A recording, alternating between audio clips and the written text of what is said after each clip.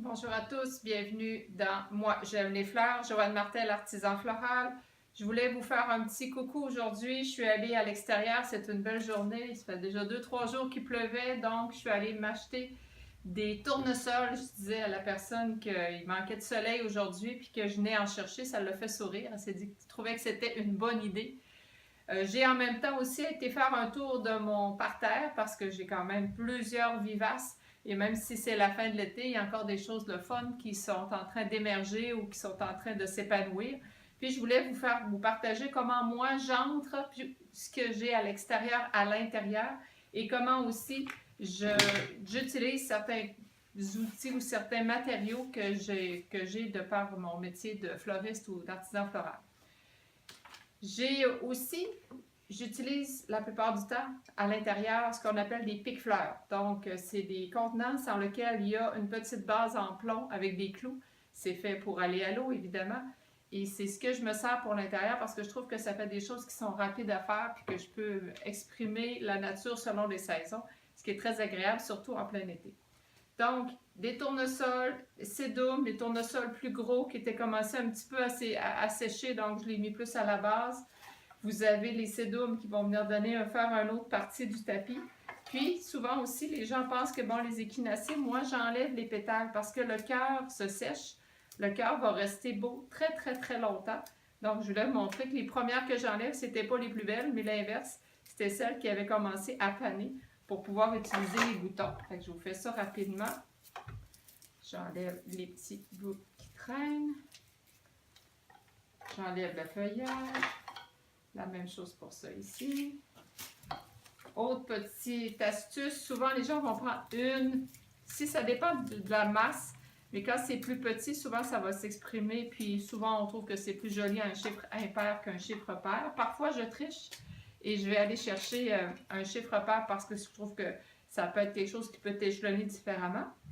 Vous avez aussi les roteurs. Je suis une fille zéro roteur, j'aime pas beaucoup jeter les choses. Donc, souvent, je vais réutiliser tous les petits bouts pour venir créer soit du graphisme ou donner un petit peu à la base de quelque chose de le fun. J'ai été chercher aussi, il faut fouiller parce que là, c'est sûr que ça commence à être un petit peu moins beau.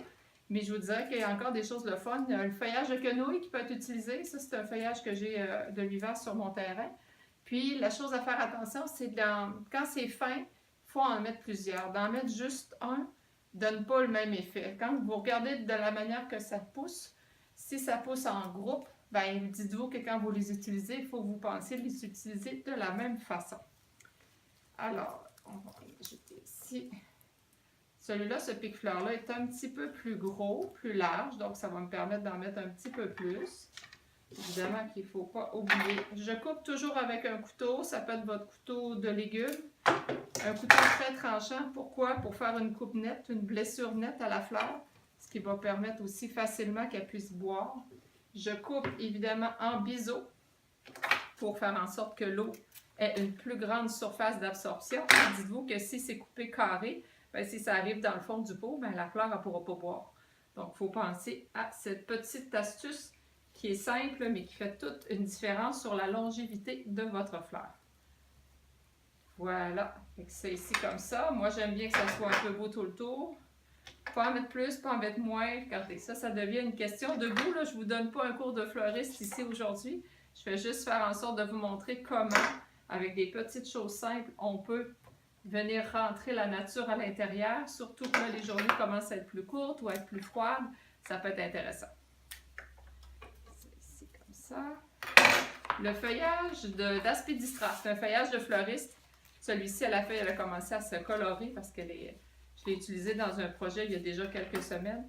Bien, parfois, je vais finir il y a quelques-unes qui peuvent me rester.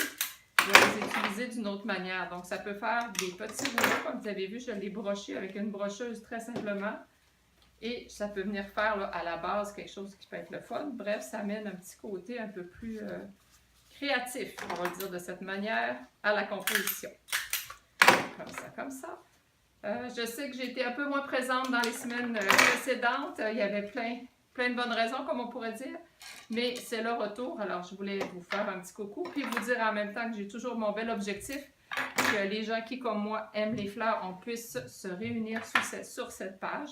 l'objectif, comme on pourrait dire, audacieux de 25 000 personnes a été émis et je le maintiens. On verra bien avec au fil des semaines, des mois et des années. Mais je pense que je ne suis pas la seule à aimer les fleurs.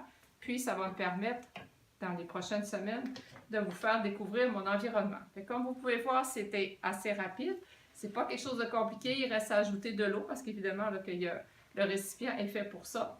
Puis de le placer tout simplement là, soit sur le comptoir de la cuisine ou à un endroit où vous allez passer régulièrement pour pouvoir en profiter. Joanne Martel, artisan floral pour Moi J'aime les fleurs, qui vous invite à vous aussi à nous faire découvrir vos trucs ou vos coups de cœur, vos belles photos. Même si on est en saison à l'approche de très très près de l'automne, il y a de magnifiques choses. Puis je pense que juste de se les partager ensemble peut être un beau soleil dans notre journée. Sur ça, je vous embrasse et je vous dis à très bientôt.